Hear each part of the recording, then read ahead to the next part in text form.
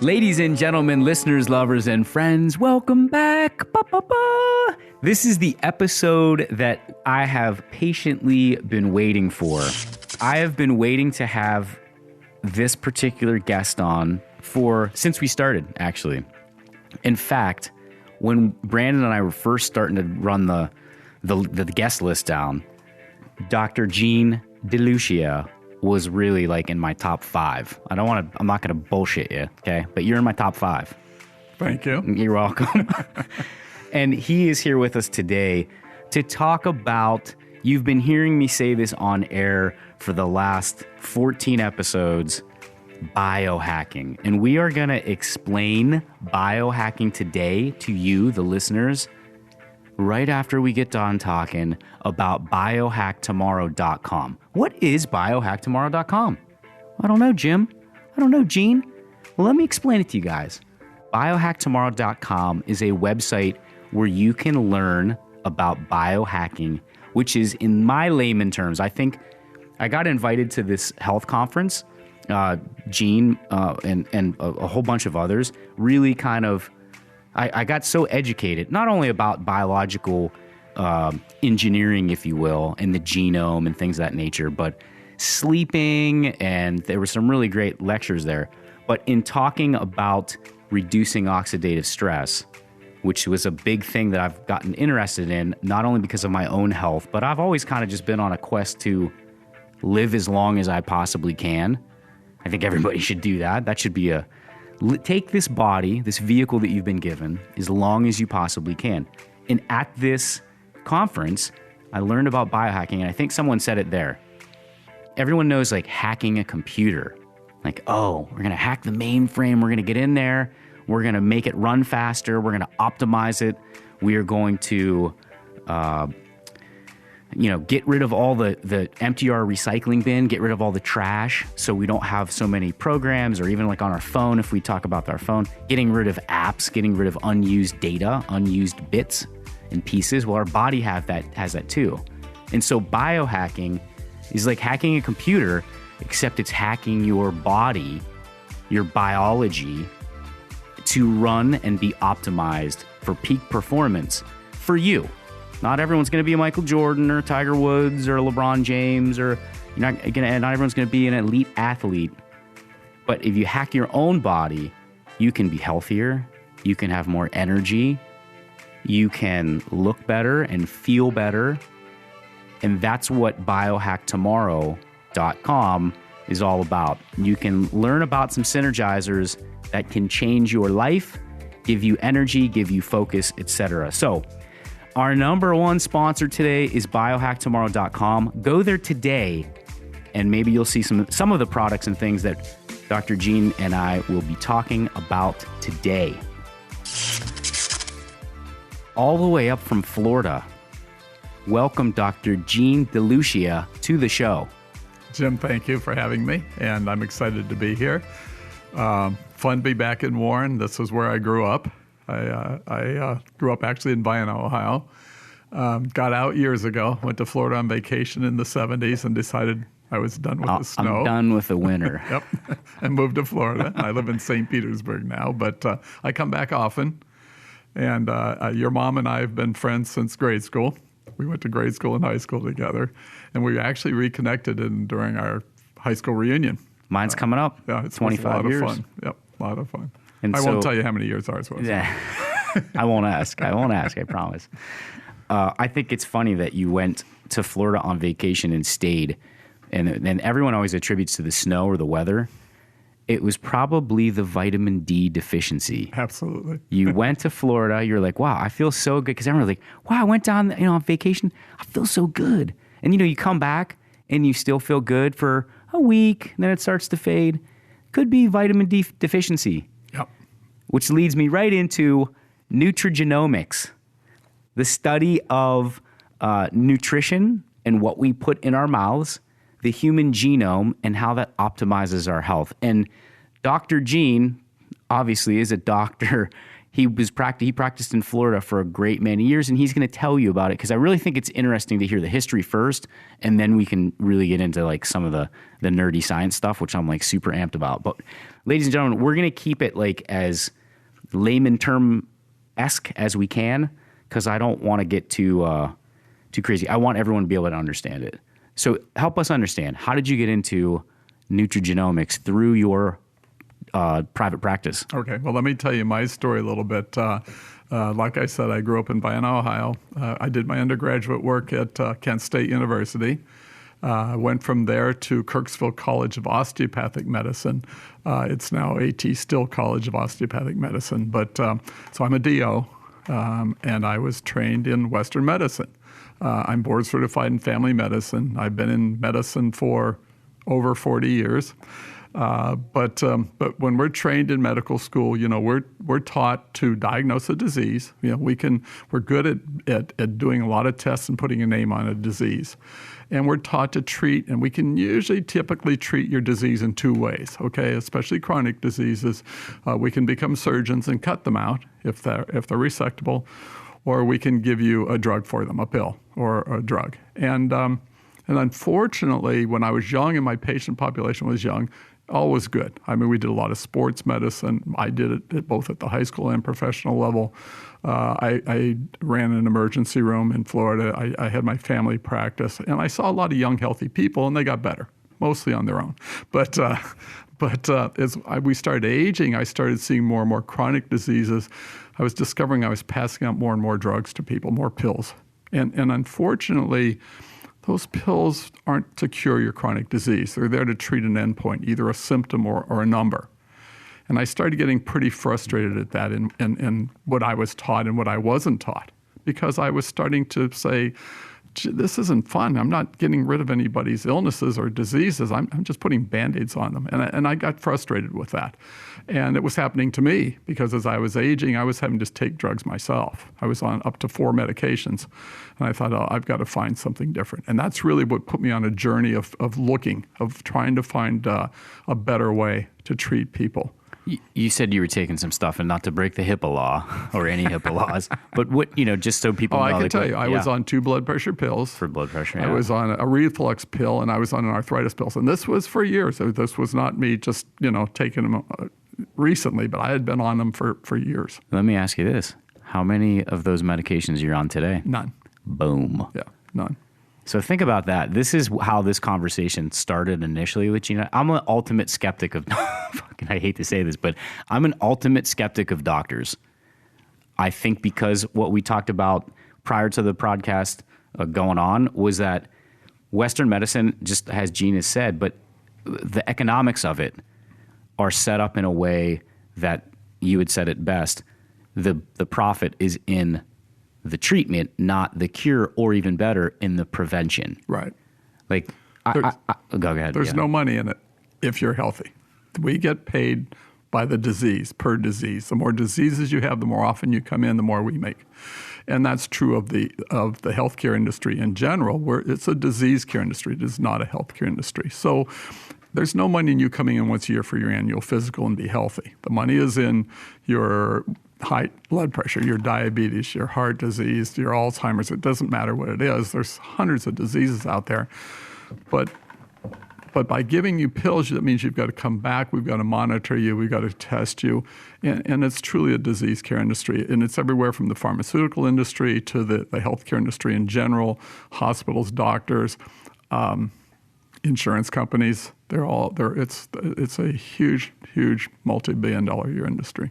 Do you think, I don't want to take a juke when we should jag and get off track, because I do want to talk about nutrigenomics and that good stuff, but I like the train of thought for a second. Do you think incentivizing healthcare, doctors, patients themselves through tax credits, because everyone wants to say, we want to have this national healthcare system. And, we're all going to pay for it, but yet everybody's body's different, everybody's health's different, so everyone's cost of care is different. Do you think an incentivization for doctors to prevent stuff like, hey, you're carrying 800 patients, I don't know, I'm just guessing, you're carrying 800 patients and 700 of them are, meet a certain criteria, they're healthy, you get like the gold star and some type of bonus. Whether what I like that idea. I'm not sure that would ever really go over. I think a one-payer system would help, except I really don't want the government paying us and being on a salary instead of incentivized by paying us per office visit, and your disease would help, but I'm not for that either. I really don't want the government in my life any more than I have to.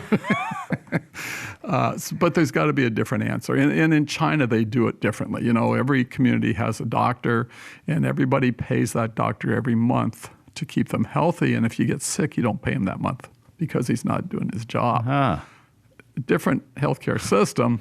I don't know that I would fly here, but I like that, though. Yeah. I've always liked Eastern medicine for some reason. Yeah. Eastern medicine and Eastern philosophy. But in Western philosophy, Western medicine, in particular, the Western diet, and this is really where it's kind of personal for me. I've set it up before. I have some ailments, ulcerative colitis. It's not a fun condition to have. And so I've been on a quest for the last 20 plus years to learn to not only adapt, but prevent because it's sometimes symptomatic or asymptomatic, right? And I was talking with Dr. Z on the last one about heart. Dr. Z is a cardiothoracic vascular surgeon. And symptomatic is obviously you having symptoms. Asymptomatic, you don't have symptoms, but you still have the disease. And so how do we get past and move away from that? And so I'm looking for ways to treat it through eating the right things or living a particular lifestyle. And that's how I run across Dr. Gene. Really, it was, and again, kind of a skeptic thing, but you had this practice, so we'll go back to that, and you're treating these people and they're eating a Western diet. Yes. And so the Western diet is linked to a high prevalence of cancer. I don't want to say cause. I want to be real clear here too. I'm not giving medical advice on this podcast or podcast. I'm just talking about what I know personally, and Dr. Gene is as well but obviously he's a medical professional. We're number 2 in the world in obesity. We're number 5 in cancer. Heart disease is the number 1 killer in the United States. That's all linked to the Western diet. And also, I don't know the statistic. I should have looked it up. I'll do it afterwards. We do not, we have a higher prevalence or a higher incidence of Crohn's and digestive illness in the United States than we do in the world. We're in the top 5 somewhere. I don't know what number we are. Diet. Yep. And Dr. Gene, I'm looking across the table. He's very lean. He's fit. I know you were a runner. And you're at the time while you're still practicing medicine, you're in your 50s at that time, and you're taking 4 pills, yep. But you're still exercising. Yep. And then what happens? Well, yeah. What happens is you continue to age, and you continue to get cellular damage, oxidative stress, and you continue to get more and more prevalence of diseases. Along with that increasing oxidative stress. Cellular damage leads to inflammation and disease, every disease we have. And so your patients were getting older, you were getting older, and eventually you ended up selling your practice. And can we talk about that? Should we talk about that? Well, let me go, yes, we will. Yeah, Let me go a little bit more into why and what happened. Perfect. So I got tired of passing out pills. I was becoming very frustrated with Western medicine because I really, truly wasn't helping people. I'm just passing out more and more pills. They'd come in, well, that pill didn't work, or I got a side effect. Well, here's another pill for it. And after 4 or 5 pills, I'd send them to a specialist. They would do a bunch of tests and give them some more pills. And they'd come back on twice as many pills. And I thought, this is silly. This is not getting rid of anybody's disease. You've been there. If you've had any chronic illness, you know that. For sure. We give you a pill for a symptom. Does it work? Try it out for a while. Let's see if it works. Exactly. You're like a human guinea pig. Exactly. That's exactly right. So, and that was frustrating to me. I started looking around. Years ago, I started looking and saying, I don't like the aging thing. I don't like the disease progress or progression of diseases for myself or my patients. And I've got to find something different. And I'm a firm believer in the law of attraction. I think if you put it out to the universe, it'll find you. And it did. I joined the A4M, American Academy of Anti-Aging Medicine. Those are very forward-thinking doctors. This is 21st century medicine. We're no longer looking at treating an endpoint. We're looking at causes and treating the core problems. And that's really where I started. And as a result of that, I started really looking more for natural ways to do this, because the drugs I understood were not the answer. And so it got more and more exciting, because understand in medical school, we're not taught prevention. We're not taught nutrition. The basis and the core of our health is nutrition. What you put into your body is the most important thing. We're not taught that. Back when I was in school, they showed us a little pyramid and they said, tell everybody to follow this pyramid. Well, it turned out to be absolutely wrong. But they still don't teach nutrition in medical schools. About 25% of medical schools teach nutrition, and all those courses, which should be one of the most important courses, are less than a week long. So it's not going to change until, well, I believe what's going to change is we're in the information age. You can go now and look on the internet and find things that you couldn't find 10 or 20 years ago. Before, you had to depend on your doctor to tell you how to be healthy, and we weren't taught that. Now people are going to go find it. So what's going to change medicine? People are. People are going to go look. They're going to go find information. It's all out there on the web now. And that's what's going to change medicine. And I'm a firm believer that that's what will happen eventually. People are going to demand more, better. Well, doctors are going to be forced to go learn it. Well, I think it's nice, too, because people are starting to advocate more for their care, instead of putting, and this is no offense to your profession or any doctor out there, putting this person up on a pedestal who you literally get 10 minutes with, maybe every other month if you're seeing them regularly, okay, or maybe 10 minutes with every quarter, and that person is supposed to, assess, and they've got hundreds of patients. Yeah, and so I like that people are starting to be actively pursuing their own treatments, for lack of better terms. And I found it interesting you said earlier about, you're treating a number. And, people are like, oh, I got to get my blood pressure number under this, or my cholesterol under that, or my blood sugar, or whatever it might be. My resting sedimentation, I got to get these numbers to a certain place. And your number may be different than my number. Your body type is different than my body type, or the neighbor's body, or whoever. And so this idea of individualized care is so fascinating to me and so interesting, that I think it will revolutionize. If we allow it, it can revolutionize healthcare. And somebody told me, I think my investment guy said, the first, what's a septarian? Somebody that lives to 100 years old. Yeah. What's the next one? 200? Or what's the next? Not septarian, but whatever that next term is.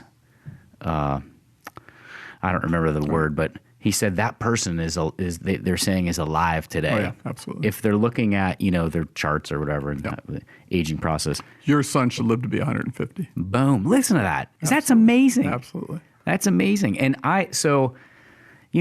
live fast, die young, live the rock and roll lifestyle, that's real sexy when you're in like your 20s and you're having a great time and you're driving with the top down. When you get a little bit older, though, you want to make it as long as you can, and you need to do that with deafness, so you're not hobbled and wheeling yourself around like a broken old car. Sure. You need to treat your body like a fine-oiled machine and put what's the good things in it, not the Burger King and not the other stuff, and maybe some of these things that we do put in it, like we found out. I'll go back to Nutrigenomics for a second. People are like, what is that again? Like, Nutrigenomics is how people discovered like scurvy, right? It was so it's not just what we put in, but also what we don't put in, or what we fail to put in. We talked about vitamin D, having a deficiency in that. And changing some of those things can also change our behavior, our positive mental attitude. And Dr. Zermachen was in here the other day, and he was saying, it's so important that the person enters the treatment process of their disease with like high hopes, not like, oh my gosh, this is going to be, I'm really worried. The worry causes stress. The stress causes oxidative stress, can cause other things in the body. And so you're searching for this way to stop that. And part of the thing you discover through your process is NRF1 and NRF2 Absolutely. synergizers. And that was a game changer for me because I'd looked and I found some things. We were doing bioidentical hormone replacement. It made sense to me to put ourselves back to our optimal level. When we were young, we were healthier, but it wasn't the answer. It was still an endpoint treatment. So when I found, first of all, NRF2 activation, that was the first thing I found, and that was probably about 9 years ago. And I saw and how it worked because it was different than anything I had ever seen. I understood oxidative stress. Oxidative stress is the rusting of our body, our cells. That's progressive cellular damage. It causes aging. That's aging at the cellular level, but it also is linked to pretty much every chronic disease we have. And so the more oxidative stress we have, the more accelerated the aging process and the disease process becomes. Also causes inflammation. So that oxidation and inflammation combine to damage our body and cause disease. So what do we do for it? Well, we've always all taken vitamins and minerals and supplements and antioxidants, direct antioxidants, vitamin C, vitamin E. There's a ton of them out there. But they're very limited in their effectiveness. So I can give you an example. I take 1,000 milligrams of vitamin C. Okay, it breaks into molecules. Each molecule binds with something called a free radical. Free radical are the little unpaired particles in our bodies that damage our cells. They cause damage to the cell wall. They damage the DNA of the cell. They damage the mitochondria of the cell. And that's progressive. The more oxidative stress we have, the more free radicals, the more damage. Okay, and that comes along with aging, but also accelerates by smoking, drinking, stress, lack of sleep, lack of exercise, the type of food you eat. All that can accelerate or decelerate that process. But it happens to everybody. Aging happens to everyone. So taking that vitamin C, when I break it into that 1,000 milligrams, breaks into molecules, one molecule binds with one free radical, and it's eliminated within a couple hours as waste out of my body. Okay. The problem is that it's twofold. It's not there 24 hours a day protecting our cells from damage. Okay, oxidative stress, free radical damage. And it's not nearly enough. We have trillions and trillions of free radicals in our body at any one time. You'd have to take about 80,000 milligrams of vitamin C to even temporarily bind up enough free radicals to make a difference. And that's not practical. You'd be making a lot of trips to the bathroom. Oh, yeah. It was just not practical. So when I discovered NRF2, it was a game changer. NRF2 is a nuclear factor, and it happens to be a protein messenger to our genes that allows our genes, it's the master switch, to now they've discovered several hundred genes to re-regulate those genes to our youthful level. Now that's something called epigenetics. Okay, so through epigenetics, we can re-regulate those genetic expressions back to our younger age, when we were kids, when we were your son's age. And that's when we were our healthiest. So it was a big, huge difference. So some of those genes are the genes that produce our own antioxidant enzymes. So we produce a lot of those until we quit growing. We grow to our mid-20s or whenever we quit growing, and then we start to age because now we're making more free radicals than we are those enzymes to gobble them up. But understand those enzymes and the way our body works is much more efficient than anything I can put into it. So when I have those high antioxidant enzymes, and there are different ones, there's glutathione, there's SOD, there's catalase. Those are enzymes that protect our cells against damage, gobble up those free radicals. They're there 24 hours a day. We have millions of them. They gobble up millions and millions of free radicals every second of every hour of every day, 24 hours a day. It's a big, huge shift in what we were able to do with antioxidants and now what we're able to do with activating our genetic code to better repair, to better protection. When we do that, it translates into reversing the damage at the cellular level. It translates into that cell living longer and lasting longer, which translates to longevity and to better health. A huge breakthrough. This is like the difference of a fire, and you're running to the side of the road with a bucket and throwing water on it while the fire continues to burn out of control, versus turning on the sprinkler system from the inside and shutting the fire off. Exactly. That's a great analogy, but you're exactly right. This is what NRF2 synergizer in your body does. This is like so I'm listening to this stuff, and I want to ask some of the questions that I asked like skeptically when I was, like, oh, what? Like, come on. How do I do? Okay, show me how. How do I do this? There are certain things in what NRF2 is, in the makeup of it. Like, okay, what is it? It's got to be some kind of like engineered in a lab. What's the side effects? This is like pseudoscience bullshit. Okay, right? Like, like I can remember I can't remember what it was called, but on a quest, for my own health, I thought like, okay, when I'm symptomatic, I'm drinking, I'm trying to find something to stop that. It'd be like, aloe juice. Oh my God. So I was like on an aloe kick for like a year. I'm going to try this for a year. Okay, it didn't work. I've got this other stuff, some kind of polysaccharide, no, that didn't work either. So like, there's a lot of BS out there in the healthcare world. So my first question was, what's in this stuff that you take? Mm-hmm. Mm-hmm. And I researched. I'm going to just kind of run through the list. And these are things that if you're into healthcare, you kind of heard. I had heard of some of these things. I knew about some of them. I was kind of already on that path anyways, taking some of these individual supplements, but not together in a synergistic kind of concoction, if you will, right? The right mix, the right amounts of the right stuff. Rhodiola, rosea root, CoQ10, grape extract, alpha lipoic acid, which I think is what helps with the hangover sometimes if you have a few too many, and quercetin. Am I saying that right? Quercetin, yeah. Quercetin, which is like a main polyphenol that reduces oxidative stress. It reduces inflammation and actually has been linked to reducing the risk of cancer. Again, I am not saying if you take quercetin or any of this stuff, you're going to have cured cancer, okay? But it reduces the risk. Right. And so how did you discover this stuff? Well, how did you find this? First of all, it turns out you're doling out pills up there in Florida, giving it to all the things. Take this, take that. It turns out that the best way to turn on NRF2 and a lot of other things are through what we call phytonutrients. We can take plant-based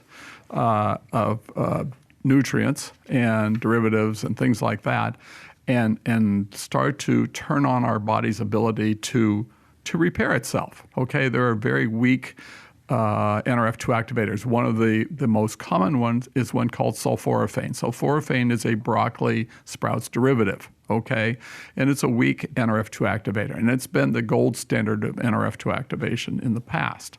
And people take it and people use it. Unfortunately, eating broccoli sprouts would help, but you'd have to eat about 10 pounds of them to really get a good activation, and that's not real practical. But at least there was a starting point. There. Yes, there are some natural ways to do this, and I'm of the belief that I think there's a cure in nature for everything that we have, and if you combine them in the right synergistic blends, I think you get that much more of an effect. And that's really what I found. I was actually, I was shown an ABC primetime video 9 years ago. My 28-year-old UPS driver showed it to me, as a matter of fact.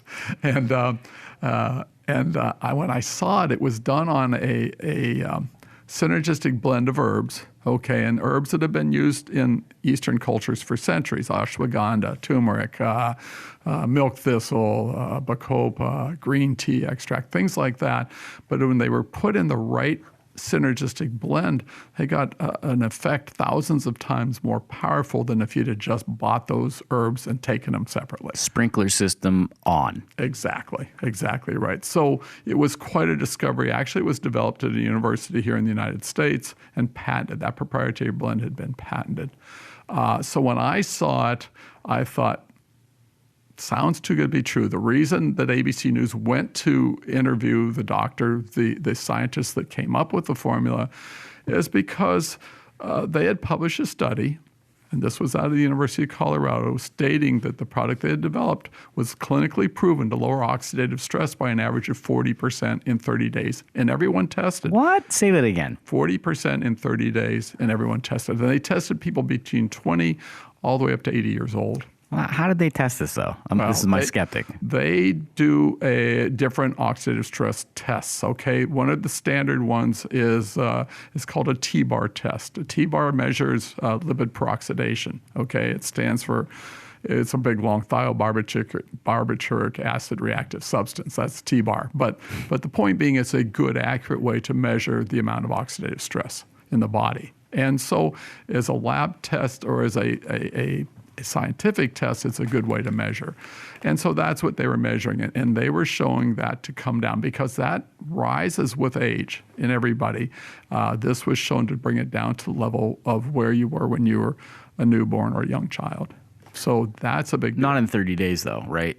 Over a longer period of time. Over a longer period of time. Yeah. They've discovered that it brought it down even more if you stayed on it longer. It was progressive repair, just like we have progressive damage. Because you're continually eating foods that may not be healthy for you. You continually have stress, whether it be environmental or self-controlled. So you discover this stuff, and then here's what's interesting. I'm going to jump in your own history here for a second. Gene's like, I got to try this myself. Exactly. Because this is what I did too. When he's telling me this stuff, and I'm going like, I don't know. I said, you know what though? I'm taking a bunch of stuff anyways. I'm going to try it out. I'll try it out and give it 3 months and see what happens. If I don't feel anything in this first 30 days, 40% reduction in oxidative stress. I had, some knee issues.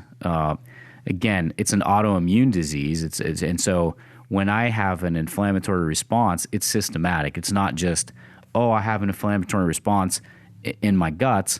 I have it there, but it's everywhere. And then it's in my joints. Then it's in whatever. And so that was the first. So I tried this product. I tried this Nerf 2. Actually, I tried a whole litany of things that came in a pack, because there's obviously you need gut health. You need probiotics. You need omega for your brain. You need a whole bunch of these other things. So I felt a difference in the first 2 weeks, and I noticed it by walking down my basement steps that I wasn't hobbling kind of down. I do, we talked about I do jiu-jitsu, and so Fridays are fight days, Saturdays are old man days, okay? And I'm like hobbling down the steps, and my son wanted something in the basement, and I literally ran down, got his juice box in the basement fridge, and was halfway up, when I kind of stopped myself and realized like, oh shit, I don't have any pain in my knees or my joints. And we went at it hard the day before. That was after about, I think, 2 or 3 weeks. And that was really like the first thing I noticed. But 40% in 30 days reduces oxidative stress with this synergizer. And then you take it. Pick me up from there. Okay, so I started because once I looked at the research, I'm a skeptic too. Yep. I'm a scientist. Show me some published science. And there was a couple studies, that study showing reduction of 40% in 30 days. They had a couple patents on the product, so I read through all the patents because I wanted to see exactly how it worked and what it was. And so I looked up NRF2. I got on our government website. It's pubmed.gov. It's pubmed.gov. Or you can look it up in Google Scholar, not Google, googlescholar.com. And this isn't WebMD, people. This is WebMD, like, no. Yeah, this is Or like Wikipedia. This is true science kind of shit. True science, yeah. exactly. Which is what I love. Yeah.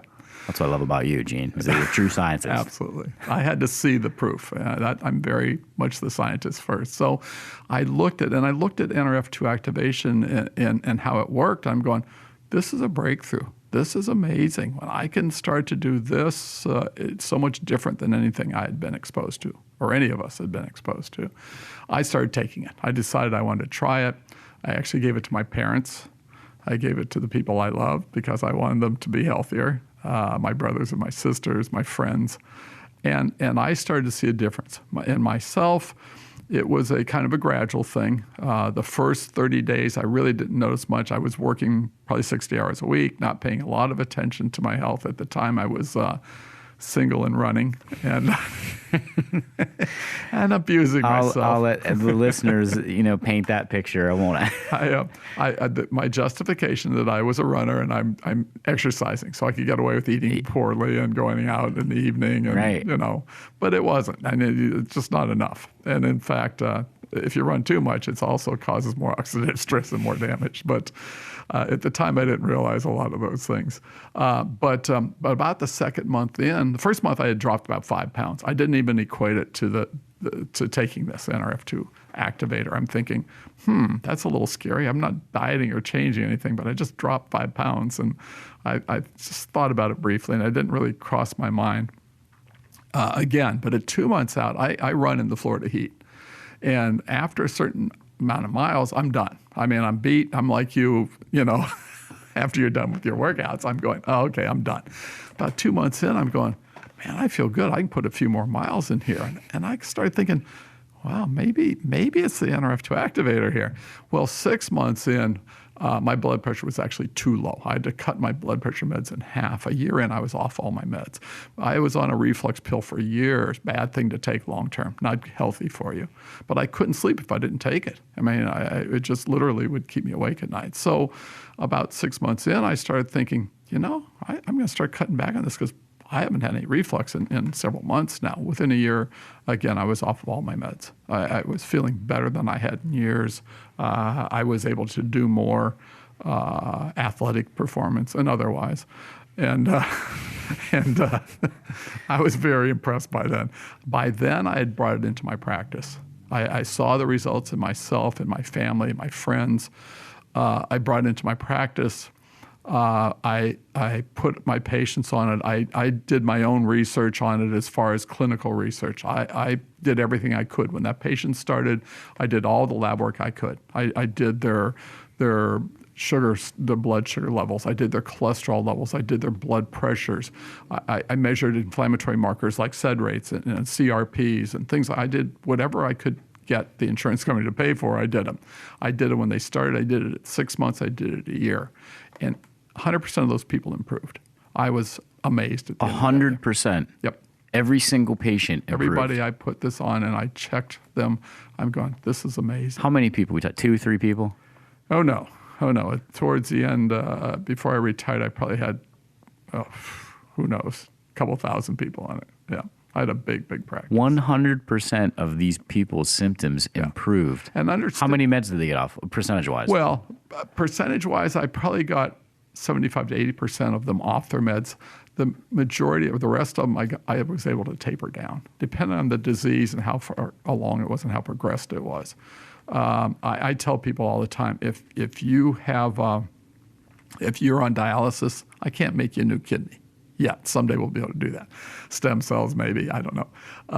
But if it's on the way down, did I see reversal of that damage? Absolutely, and all the time. So that was exciting to me. A lot of my diabetics, my type 2s, if I could catch them before they still had some pancreatic function left, I could get them off their meds, including some of them off their insulin. And we just don't do that in Western medicine. So I was pretty excited about what we had, and still am, obviously. I ended up on the medical advisory board of the company. I did some research for the company. I was pretty excited about the whole thing. And the company started developing other products, not just an NRF2 activator, but because the company is a leader in nutrigenomics, they continued to look for other combinations, other synergistic blends. And so they came up with an NRF1 activator. An NRF1 activator is a nuclear respiratory factor. It's a respiration of your cell, and it's a mitochondrial activator. So we can activate the body into producing more new mitochondria, which translates into health and length of life of that cell. Understand our mitochondria are little powerhouses in all our cells, and they are producing our energy. Okay, and that energy, the ATP, is what fuels our body to move, to live.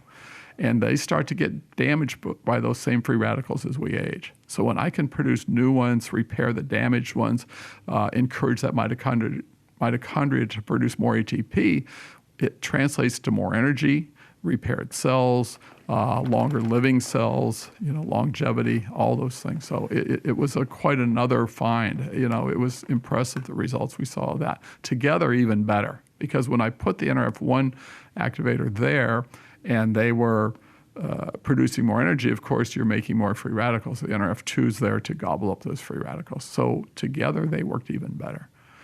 So I started seeing that. I started using it myself and obviously using it on everybody I knew. And you're right, though. Other things are important.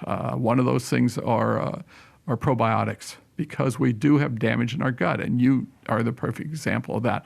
That's typically from our standard American diet. Right. Unfortunately, the overuse of antibiotics kill out the good bacteria, and it's not just the antibiotics that you take, but the animals you eat. The majority of the antibiotics in this country used on our animals, and you get whatever your animal gets. So the antibiotics, the hormones, the GMO seed and feed that they're given, all is given to you too, and it's just not very healthy. And that's really what damages our gut. All the xenobiotics in our food, the pesticides, the glyphosates like Roundup, the pollutants on our water, everything that goes into our bodies are polluting our body and damaging our gut. And understand, our immune system, 70 to 80% of our immune system is in our gut. And so that is really damaging. It's progressive. And for many people, when we start to have enough damage, we start to see disease, autoimmune diseases. We get all kinds of gut leakages, and those toxins and those things that don't belong inside our body that should pass from our mouth through to our rectum end up in our bloodstream. And they start setting up antibody reactions. We start to see all kinds of issues with it. And then you really start to have some problems. Yeah, of course. So we want to get in there and repair the gut. How do we do that? Well, some of those things is changing your diet around to a better diet, obviously. That helps. Putting back the good bacteria, probiotics are very, very important. Eating fermented type foods will help because there's good bacteria in there. But a probiotic that most people take, if you buy it at the store, most of those bacteria don't ever make it to where they're supposed to be, which is the lower part of your intestine, okay? They all get killed out in your stomach acid. So I don't care how many billion CFUs you have of that probiotic, most of it never makes it past your stomach lining or your stomach acid. The one I found that this company had developed was a time release, protected against our stomach acid time release over 12 hours to get down to the lower tract where it's supposed to be. And then on top of that, they put a patented product called Wellmune, which is an immune booster. So it's a very unique probiotic that actually worked well. And in combination with those NRF1 and NRF2, we saw some tremendous results, and we still do. Omega, very important for our brain health, for our body. We need high, healthy fats. Vitamin D, something that we start to not produce enough of as we age. And none of us get enough sun. Or if you live in Ohio. It adds to it. Of course, you don't see the sun for months here. Don't remind me. It's coming out now, though. It's beautiful today. We got a nice day. Yeah, I love this idea that, and I love that you talked about the education process for medicine in this country, in that it's surprising to me, because I've heard it before, and you've said it, and I've heard it in other places too, that we don't spend enough time learning about nutrition. And the father of medicine, Hippocrates, one of his famous, the famous things he said was, let food be thy medicine, yep, and medicine be thy food. I mean, that is, if it doesn't get any better than that, what you put in is super, super important. I don't want to be doom and gloom, though. The mortality rate of the United States is falling. There's some progress. We're getting healthier. I think things that people are doing, like you, and changing. So did you have a philosophical change too, though? Absolutely. Yeah. It literally changed the way we practice medicine, because I went from passing out pills for treating endpoints to be able to treat the basic cause of aging and disease. When I can reverse the damage at the cellular level, I can help people get healthier and now proven live longer. That's a scientific study that the government paid for. National Institute on Aging paid for a study looking at products, and it's been a 20-year ongoing study. Products that will lengthen lifespan, and it was proven to be. NRF1 and 2 were proven to be? NRF2. That NRF2 was a was. study. Yep. And NRF2 is the one with ALA and NRF2 is the one with ashwagandha, turmeric. oh, okay. I got them mixed up, I think, earlier. Yeah. Okay. So Now, you can find these things. This is what I found out, too. You can find these things. I mean, I was taking some of this stuff anyways.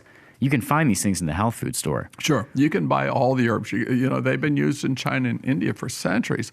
It's not just taking the herbs. It's the very specific amount of each one that makes that synergistic blend, that 1,000 times more powerful than if you bought all 5 of them, just took them. Well, it's ease That's of the use, difference. too, because I can take one NRF1 versus, I'm going to take calcium and milk thistle and ashwagandha and turmeric and those.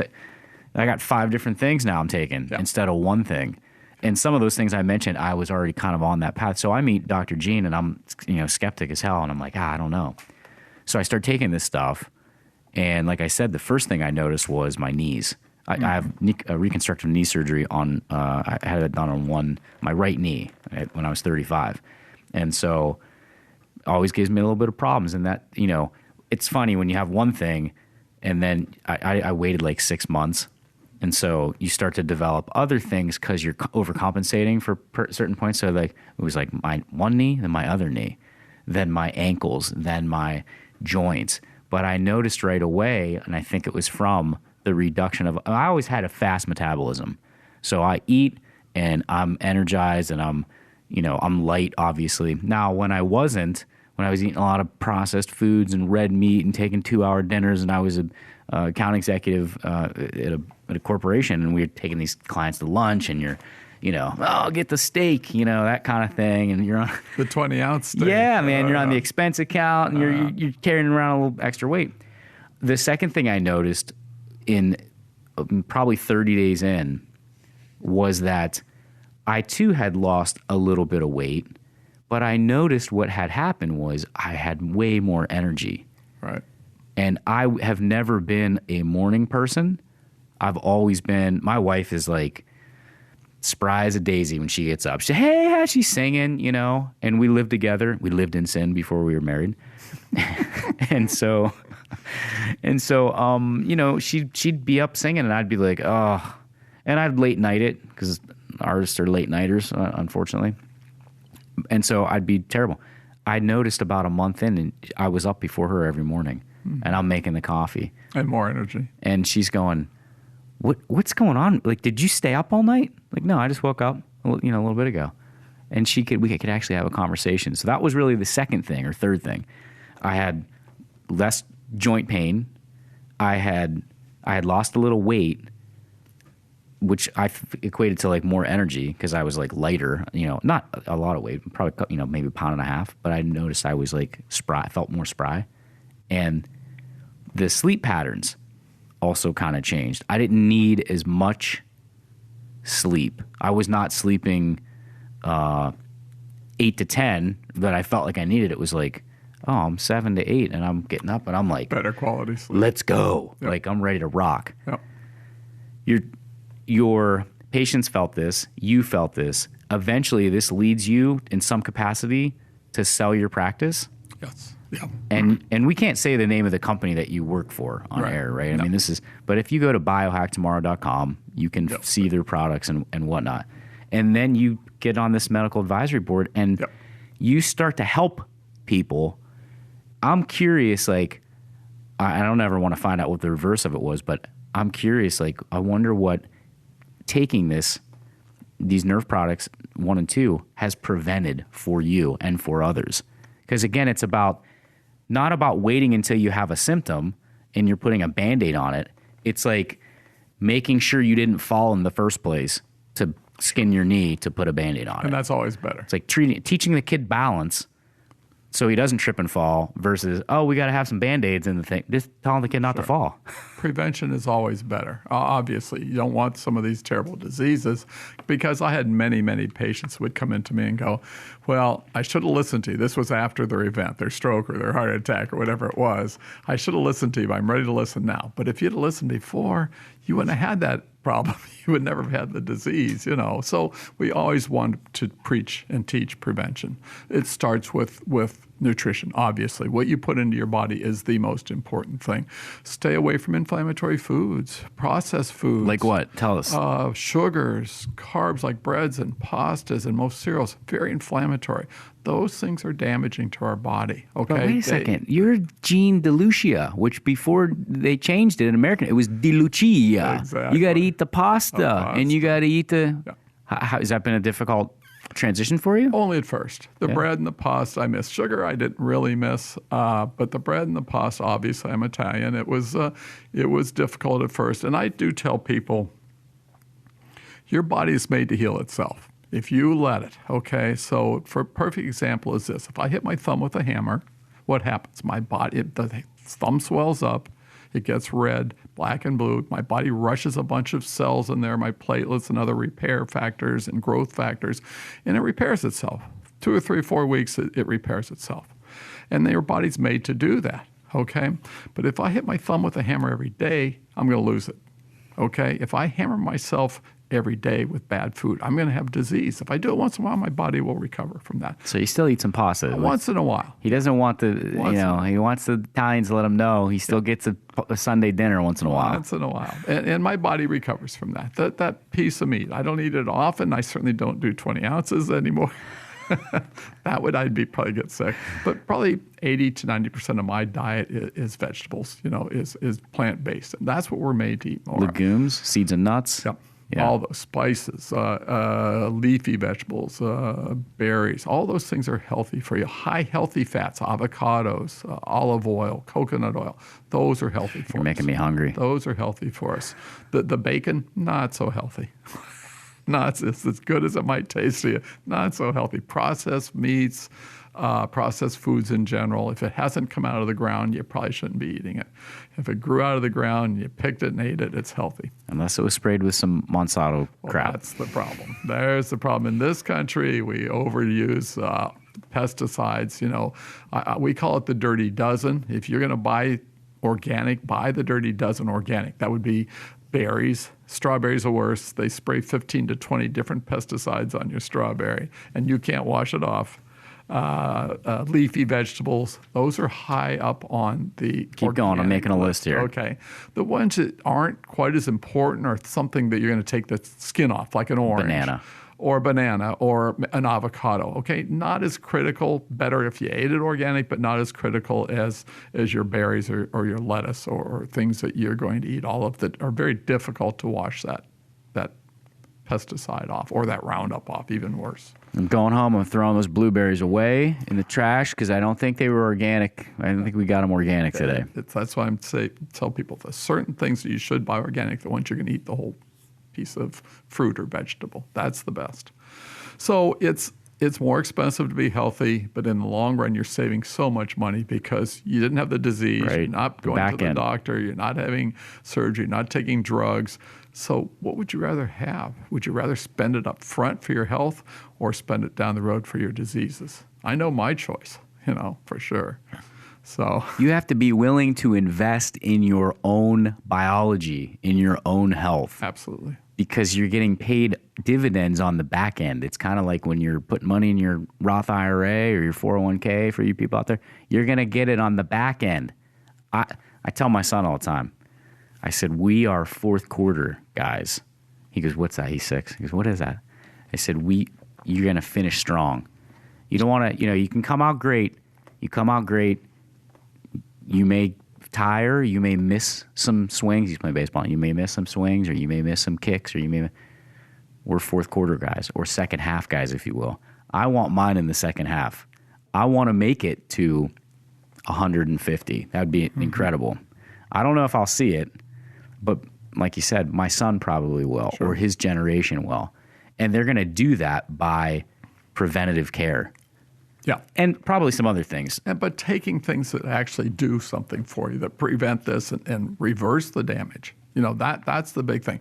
What was a huge breakthrough that let us live longer? Discovering penicillin. It took us 20 years to adopt it once it was discovered, because Fleming, when he originally discovered penicillin, was ostracized. And it took a world war and a lot of years before they actually started using it. But it changed our health, because before that, we cut ourselves or we had an injury, you died from it, because we had no way to stop that infection, because that initially was a huge breakthrough. Now we've overused them, but the antibiotics. Everything in moderation, people. Exactly. But now, with the NRF2 type activation synergistically, Washington State University published a study summarizing all the NRF2 activation studies. There's several thousand of them now. And they summarized this and called it the biggest breakthrough in the history of medicine. And this is part of the reason why we're doing this podcast today, but why aren't people screaming this from the rooftops? Nobody really knows about it yet. I can tell you, even the advanced thinkers at the A4M, they're just now talking about NRF2 activation, NRF1 activation. So it's a brand new field of science. The drug companies have discovered it. They have their first one on the NRF2 activator is on the market. Last year sold $6 billion worth, and they predict it to be a $20 billion a year drug. For now, it's been approved for MS. It's getting the approval for Parkinson's disease, so it will be huge. But the drug companies are making chemical versions of this. But with a chemical version comes chemical side effects. Not only is it expensive, very expensive, but it's also damaging to your liver, suppressing your bone marrow. Those are the type of things, because it's a chemical, there are side effects. I'd rather do it naturally and actually better. It works better than the chemical versions. So, those are the things that I look for when I'm looking to be healthier. I want to have something that will extend my life and my health span. Number one killer in the United States. Heart disease. Boom. Ohio State. Ohio State did a study on this synergistic blend, this NRF2 activator. American Heart Association paid for and published that study. Okay, it showed that it would prevented what we call intimal hyperplasia. The intima of the blood vessel lining is your inner layer, and that starts to get narrow. And as we narrow that blood vessel, we start to clog the artery and cut off the supply of the muscle to where it goes. If it happens to be your heart, of course, the end point would be a heart attack, muscle damage. It happens to be your brain, it ends up in a stroke. So, if we can prevent that, we want to do that. So this was shown to prevent that. And Ohio State did the study. American Heart Association published that study. There are a lot of different studies out there. On this particular product, there's now 26 published peer-reviewed medical studies, and those are independent of the company. So don't take our word for it. Go out there and do a little research, and you'll see how reducing your oxidative stress, reducing the rusting of your cells, if you will, reduces inflammation. And it's the inflammation that really, in these diseases, causes the most harm. Absolutely. If I reduced my oxidative stress, could I reduce my incidence of or my propensity towards developing cancer? Sure. Any disease. And it doesn't matter what the disease, whether it's a neuromuscular disease or cardiovascular disease or metabolic disease like diabetes or autoimmune disease, neurodegenerative disease. It doesn't matter, because when I can reduce that, I can reverse the damage at the cellular level of every cell. So we want to do that. Some of the genes that are re-regulated, they've discovered now, there's several hundred genes that protect us against things like heart disease and cancer and Alzheimer's disease, genes that reduce the amount of inflammation and fibrosis in our body. So it's a big, big discovery. That's why Washington State University called it, such a great breakthrough. What about interactions with other? So you're taking pills for whatever. I'm taking pills for hypertension, or I'm taking pills for. What is the interact? Like, people go, oh, I don't want to take this Nerf 1 or Nerf 2 because my doctor said it might interact with my medicine. What are some of those things that they have to? And I've heard that question before. And I answered this. These are herbs. These are not drugs. So we don't get drug-drug interaction. The amount of each herb in these products is very small. By themselves, they're subclinical. You wouldn't get an effect. Together, they're very powerful. So if you can drink green tea, because that's one of the ingredients, that's how safe it is. If you can eat Indian food, that's another ingredient. It's turmeric. It's a Indian spice that they put in their food. That's how safe it is. You know, I wish people would investigate the drug before they took it. Because they probably wouldn't take half the drugs that they... If you take this drug, you may experience side effects. Yes. They may be nausea, blurring, death, the rare form of cancer in your brain. What? Sometimes when you hear the side effects, you go, man, that was worse than the disease. Right. Well, here's what I think is funny, too, is that they'll treat them for the disease, whatever it is, with a some type of pill, something from the pharmacy, and then they'll develop a side effect associated with pill A. So then they'll get on pill B to treat that, and then they're on pill C to treat all. The next thing you know, you're on a concoction of a pharmacopoeia, if you will, of medicines. None of them are preventing the incidence of that disease. They're all treating the Band-Aid. That's the end point. Yes. The end point, unfortunately. There's a positive correlation between positive mental attitude and your health, or being positive. That's another side effect I felt of Nerf 1, Nerf 2. I'm sorry, I got distracted. I saw your phone light up, and then I saw it was 420. And I was thinking about, I was listening to Cheech and Chong. Yeah, I was listening to, we had a girl on, Cynthia Frazier, about CBDs. And that seemed like there was some positive correlation in mood altering and in reducing some of your inflammation. Do you have any experience that you use any of that stuff? You ever try it out? Absolutely. Oh, yeah? It's another tool. Yeah. You know, to me, the NRF1 and NRF2 are huge tools, the biggest tools I've found in 40 years of medicine. But CBD is also another relatively new field of science. Most of that was developed in Israel. They're the originators. Right, yeah. We didn't look at it in this country because our federal government, in their wisdom, made it a class 1 drug, which means there's no medical benefit, which means they could not do research on it. So that was a problem. But other countries, Europe, Israel especially, has done a lot of research. They've discovered that we had a whole receptor system in our body called the endocannabinoid system. By saturating those receptors, they saw a lot of good things. There's a lot of studies done in those countries on cancer, chronic pain, Crohn's disease, traumatic brain injury. PTSD. Yep, right. Yeah, there's a lot of good studies on them. They've had some great results. This country, we're still learning. We're still new at it.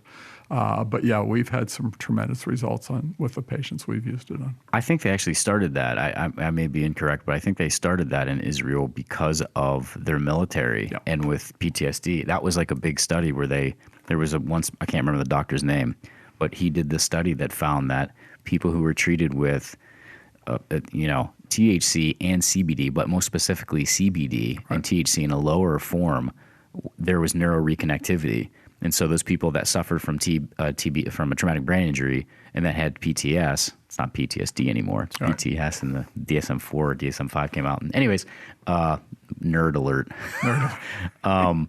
They found that those soldiers that suffered from like a roadside bomb, concussive injury that gave them traumatic brain injury, they had neuroreconnectivity so that they started feeling better and started to be able to deal with their post-traumatic stress. And then they started to figure out all this other stuff too, which is amazing. So CBD, NRF2, NRF1, eating well, eating more of a Mediterranean, people call it like the Mediterranean diet. Right. What do you think, this sidebar, what do you think about like the paleo or like the meat diet? Like, I mean, is that? My feeling, in my personal opinion, and this is debatable by a lot of people, my vegetarians are my healthiest patients. Okay. We don't see heart disease. We don't see elevated cholesterol, most cancers. We just don't see anywhere near the same amount. Now, after having said that, can I blame animal protein alone? Absolutely not. because what's really inflammatory are sugars and carbs. So when I combine that with the bad animal proteins, and those are the ones that are raised in the farm lots and given GMO'd corn and things like that, that really sets up an inflammatory reaction. Okay, and that's really, to me, what starts to really damage us. And that's why our standard American diet's so bad. Because when you go to McDonald's and eat that McDouble cheeseburger with the white bread and the French fries and the extra large Coca-Cola, you've done some damage. And they give you that apple pie afterwards, too. Yeah, you've just done pumping some that damage. sugar and fats right through your body. Yep, and it's immediate. I mean, it damages immediately, and long term. So those are things that we try to teach people. Eat a plant-based diet. It doesn't have to be exclusive. Smaller amounts. Think about the way your ancestor ate, the cavemen. Okay, the easiest food they had was to go dig up roots, nuts, seeds, plants, and occasionally, they weren't great, but you had to chase it down, an occasional animal. But that animal ate naturally. I mean, it ate off the grass. Packed full of phytonutrients. Yes, exactly. So they got a whole different diet than we got. So I tell people, and what I follow is the majority of what I eat are plants, okay? Lots and lots of vegetables, many colors. You know, I want as many colors. All those colors have different antioxidant powers. The deep, dark colors are even better. A small amount, if you're going to eat animal protein, make sure it's healthy, grass-fed, free-range, wild-caught fish, free-range, grass-fed, hormone-free, antibiotic-free animals, in small amounts. You don't need... Don't get the 20 ounce. Yeah, you don't need that huge amount of meat. Yeah. Deck of cards. You just don't. Yeah. Yes, exactly. Small amount. If you're going to eat that, it's not necessary to get your protein. You can get plenty of protein, plant-based. But if you choose that way, eat the proper things. Yeah. Exercise, hugely important. We're not made to sit any more than if I took an animal and caged them up, would that animal be healthy? We sit too much. We sit at work. We sit at home. We sit in our car. We're made to move. You've got to get up and move. And I do high-intensity interval training. I find that I'm busy.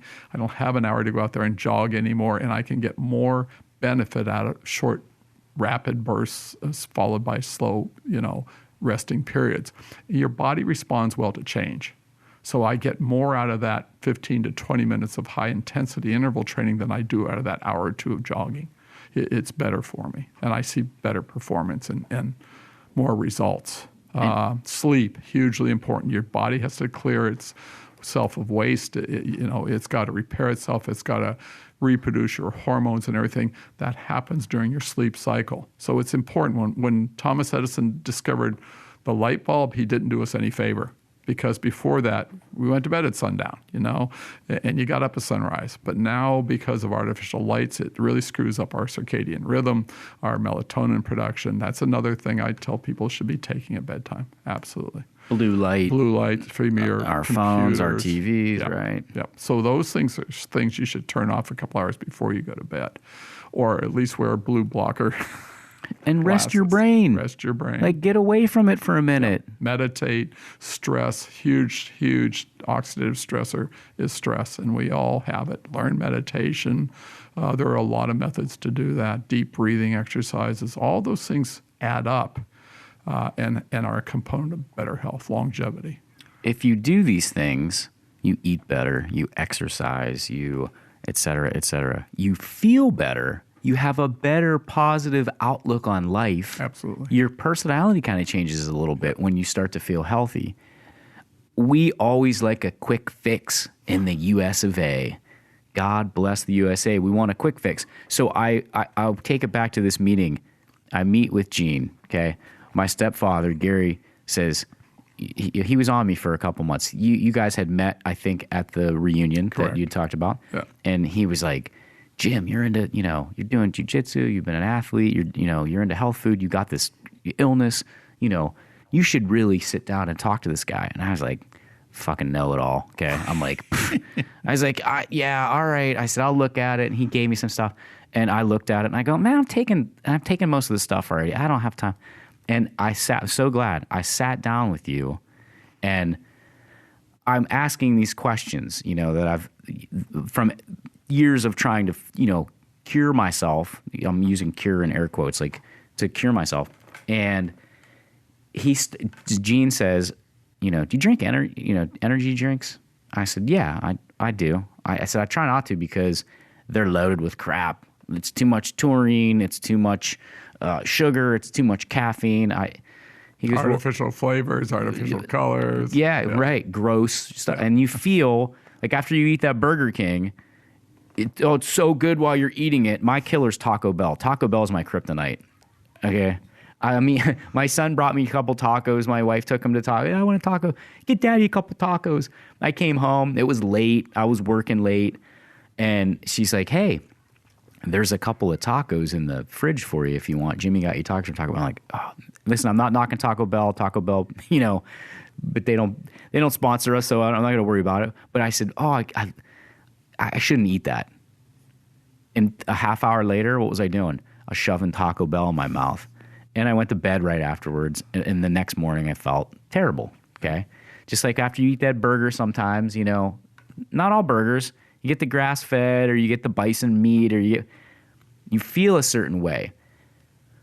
You feel bad when you eat bad food. You feel good when you eat good food. So same thing with the energy stuff. I used to drink, we're always in fast-paced production. You're always moving. You're carting gear. You're going from one job to the other. You're setting up. You're tearing down. It's a quick pace. And so I started doing like not Monster, but some of these other brands, Red Bull and different stuff. And not knocking them. Some people live on them. I don't think that's very healthy, but some people do. But I would feel good for about 3 or 4 hours, and then I would feel like total shit afterwards. Tired, crashed. And so Dr. Gene says, hey, you drink energy drinks. You want to try something? And I said, yeah, okay, I'll try it. And he pulls out this little packet, and we're actually drinking it right now. You've heard me talk about it on the show, okay? It's called Axio. And we shake it up in a water, and I start drinking this stuff. And we're talking, and I'm drilling him on all these questions. And we're about like a half hour in, and my Axio's 3/4 of the way gone. And I'm like, man, I noticed it. I'm like, I feel really good.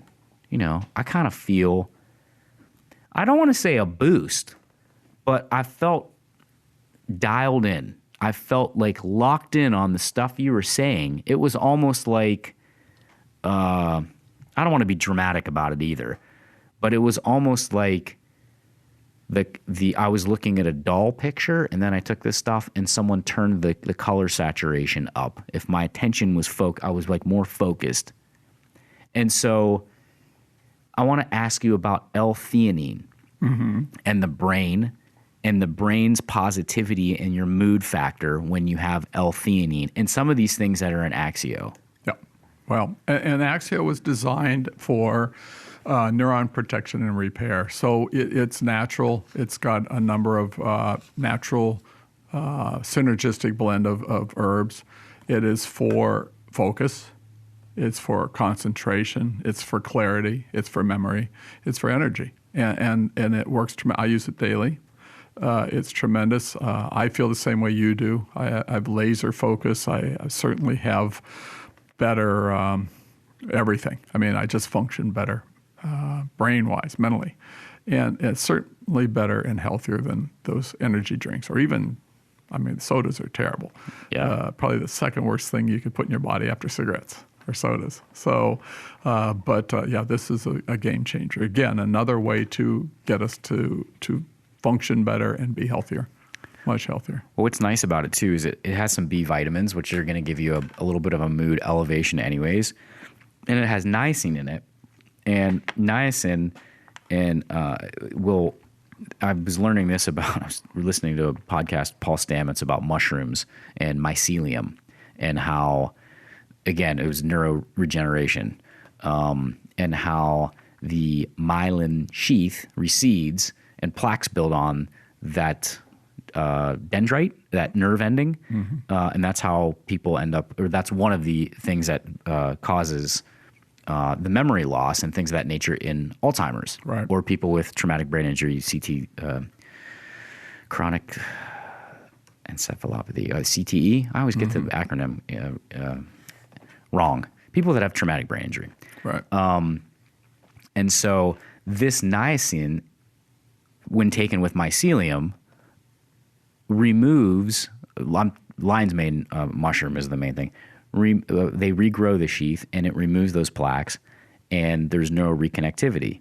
But the niacin actually delivers because it dilates your blood vessels, right? Right. And it gets it out there fast. So as I'm drinking the Axio while I'm sitting there quizzing Gene, I'm like, man, I feel really good. And I got like a little warmer, and I was like super locked in. So this was the intro to me to kind of biohacking with and understanding some stuff with Dr. Gene, because the proof was kind of in the drink. It was like, oh, it tastes good.